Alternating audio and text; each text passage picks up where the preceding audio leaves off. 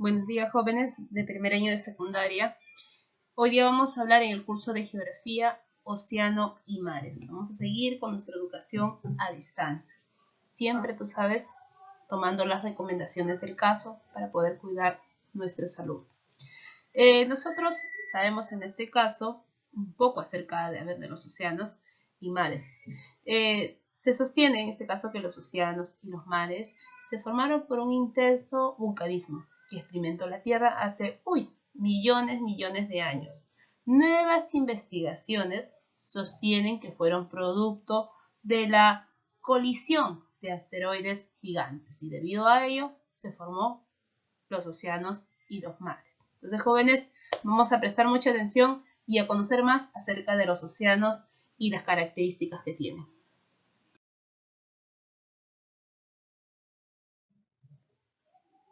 Iniciaremos con el concepto. ¿Qué son los océanos? Pues los océanos son masas de agua salada intercomunicadas que cubre algo más del 70% de la superficie de la Tierra. Son aguas intercontinentales.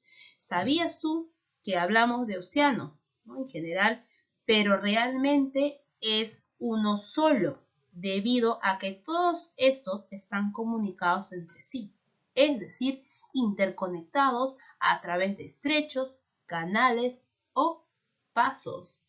Un dato adicional para que puedas conocer más. En cuanto a las características de las aguas de los océanos, podemos indicar la presencia de ¿qué? De la salinidad. Concentra un promedio de 35 gramos por litro de agua. La densidad.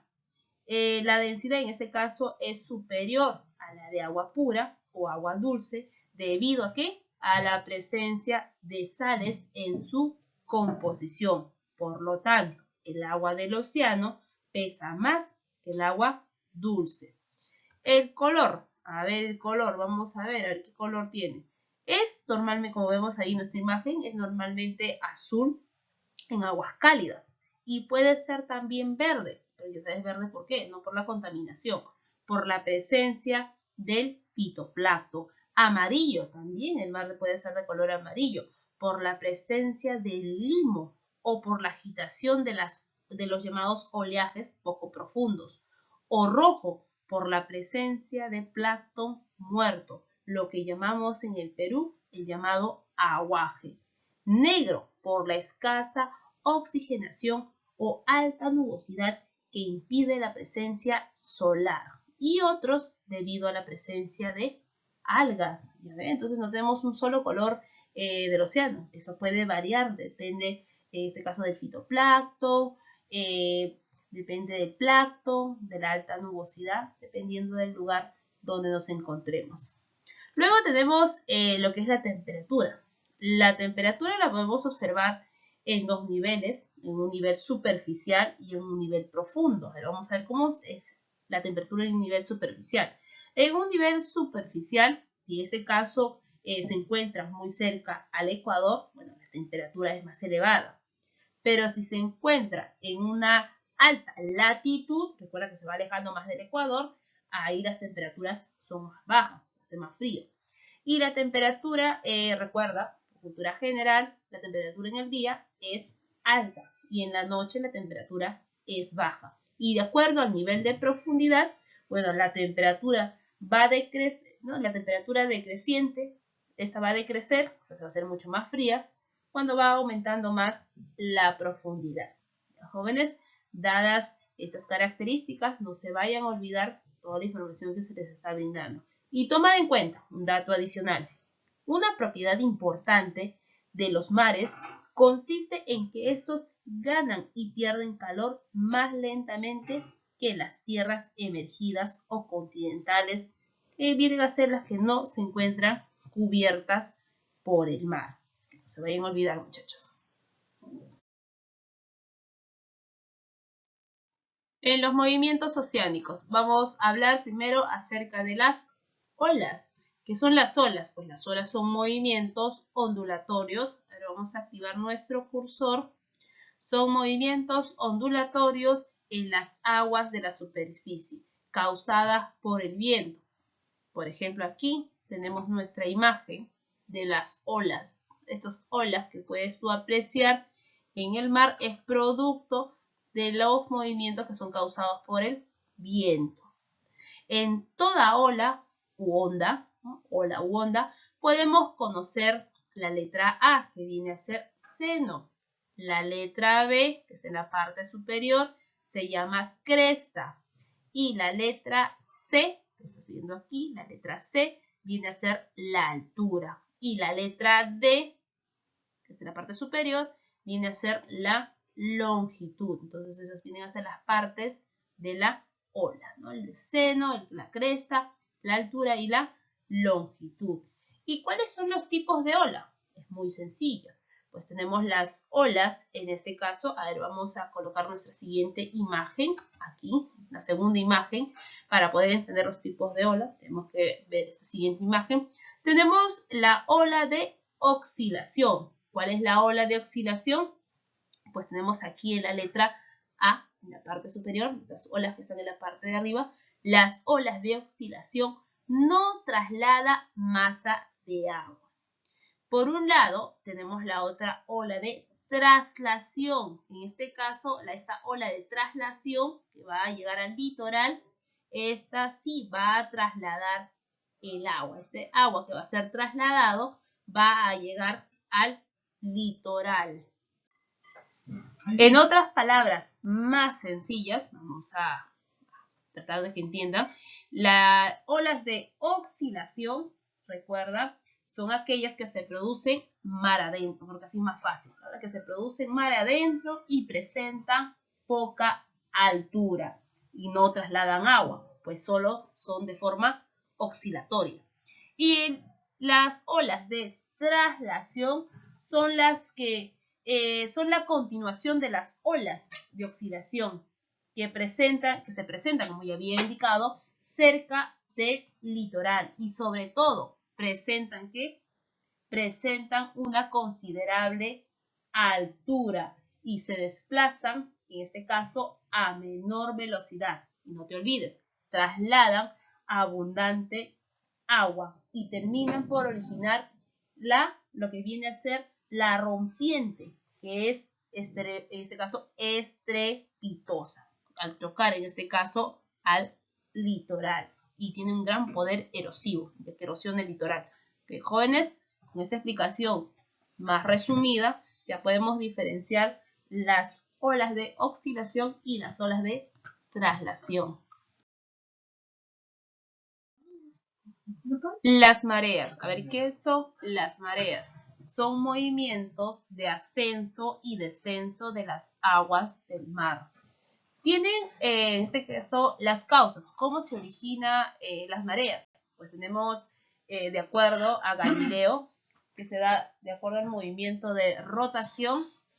También tenemos acerca de Newton, quien nos indica que las mareas se forman debido a una atracción gravitacional del Sol y la Luna.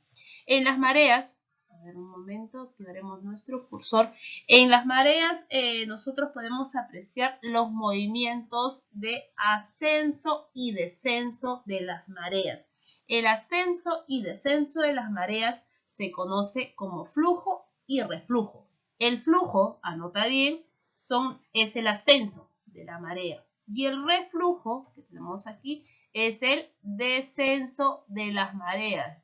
No te vayas a olvidar, incluso aquí está la F, ¿no? Una flechita hacia arriba, que quiere decir ascenso, y la R de reflujo viene a ser el descenso. Luego también tenemos de igual manera otros dos términos más.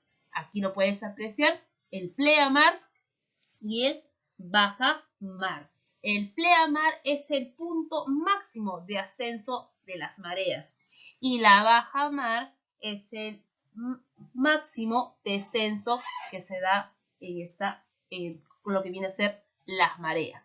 Jóvenes, aquí tenemos una flechita, es el punto más alto de las mareas, y el bajamar es el punto más bajo de las mareas. No te vayas a olvidar esos datos para que podamos entender acerca de este tema. Ahora, ¿y por qué crees que son importantes las mareas? Pues muy fácil. Las mareas son importantes porque generan energía eléctrica, como se da en el país de Francia y otros países en Europa, Además, las mareas limpian y depositan los materiales de los fondos marinos, contribuyen al desarrollo de la vida en algunos lugares, como es el caso de los manglares. ¿Se acuerdan los manglares de Tumbes? Además, las mareas pueden facilitar o también dificultar el acceso a determinados lugares.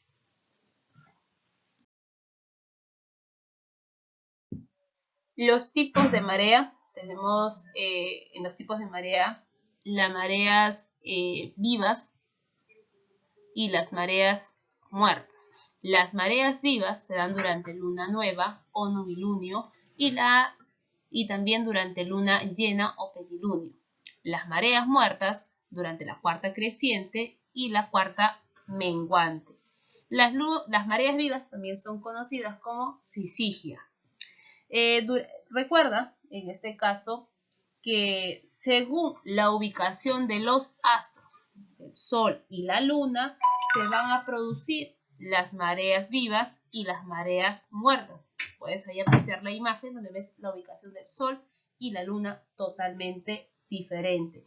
Se denominan mareas vivas cuando ocurre un ascenso considerable de la marea, y en este caso marea muerta cuando se produce ascenso y descenso de las mareas, pero estas son mínimas, no tanto como el que se puede apreciar en una marea viva.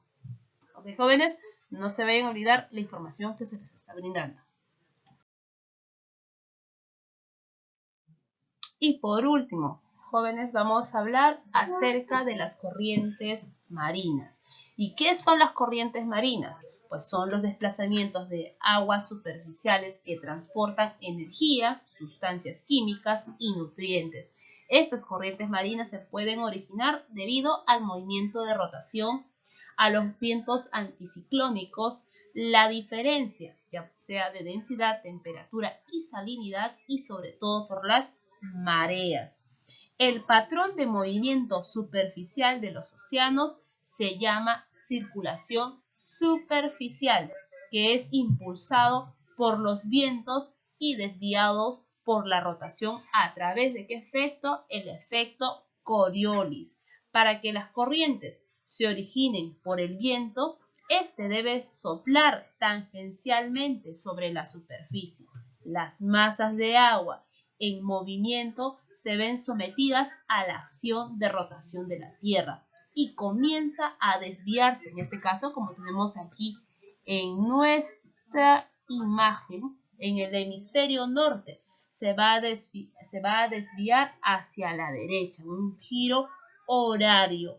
Y hacia la izquierda, tenemos aquí abajo, hacia la izquierda sería en el hemisferio sur, ¿no? Tenemos aquí norte y sur. En el hemisferio sur, hacia la izquierda sería un giro antihorario y tiende a dejar un vacío, en la parte del medio, un vacío que es llenado por aguas circundantes o por las más profundas. Cuando se produce el llenado del espacio dejado por aguas profundas, se denomina emersión, formándose así un círculo permanente. A mayores latitudes, donde las aguas son más frías, se va alejando más del ecuador, ese término ya tú lo sabes, cuando a mayores latitudes las aguas son más frías y más densas, se hunden hacia el fondo. Su lugar es ocupado en este caso por aguas menos densas y más calientes procedentes de las bajas latitudes. El vacío que dejan estas son ocupadas por aguas más profundas que ascienden y que proceden de las aguas de altas latitudes donde se inicia el circuito. Las corrientes marinas están intercomunicadas y al circular transportan calor. Esta circulación es llamada termoalina porque está dirigida por la temperatura y sobre todo por la densidad del agua. De acuerdo a lo que he expuesto, nosotros vamos a determinar dos tipos de corrientes. Acá tenemos la corriente, en este caso, llamada corriente vertical, llamada upwelling, y la corriente horizontal, llamada downwelling. Up, arriba, down, abajo. Eso ustedes ya saben inglés. ¿En qué consiste la corriente upwelling vertical? Pues de esta corriente es de inmersión y emersión, las cuales son originadas por diferencia de la densidad, temperatura y salinidad. Si son de ascenso, como ves la flechita hacia arriba, si son de ascenso se denomina afloramiento. Y tú sabes que el afloramiento es importante porque con ello surgen los nutrientes que sirven de alimento al plancton. Por eso, donde ocurre o se generan cambios de producción biológica, en el caso de nuestro mar, donde el afloramiento genera que dichos lugares se concentren una gran cantidad de nutrientes, los cuales permiten la presencia de plancton y este a su vez de peces. Por eso nuestro mar es uno de los más ricos del mundo, debido al proceso de, ¿cómo se llama? Afloramiento. Luego tenemos down, la flecha hacia abajo, downwelling, que quiere decir en este caso horizontales. Y estas downwelling son las corrientes que se originan por acción de los vientos. Los vientos, ¿qué tipo de vientos? Son los vientos alisios, quienes van a encargarse de empujar al oeste las aguas tropicales. Por eso decimos que los vientos que soplan constantemente en una misma dirección originan las corrientes de superficie. Toda corriente de agua lleva consigo movimientos de compensación que restablecen el equilibrio alterado. En la práctica, estos dos tipos de corrientes en este caso tienden a ser complementarias. En cuanto a la dirección de las corrientes, se indica en este caso que hacia dónde se dirigen, es decir, si se dice que la corriente es del norte, es porque se dirige ¿a dónde? Al norte. Muy bien, jóvenes. Eso es con respecto a las corrientes. ¿Y nosotros qué podemos indicar entonces acerca de las características de estas corrientes? Cada una de las corrientes, como tú has podido observar, presentan diferente dirección y diferente velocidad, diferente dimensión, en este caso diferente dimensión, y realizan un transporte. Por ejemplo, si hablamos de dirección, ya se dijo que en el caso de las corrientes marinas, la dirección está relacionado dependiendo del hemisferio. Velocidad. Pues la velocidad se suele expresar en millas, kilómetros por hora, y la corriente peruana se desplaza a 28 kilómetros por día. La dimensión se refiere a ¿cuál? La longitud, el largo, el ancho y el espesor. Y la duración, pues las corrientes presentan una duración variable.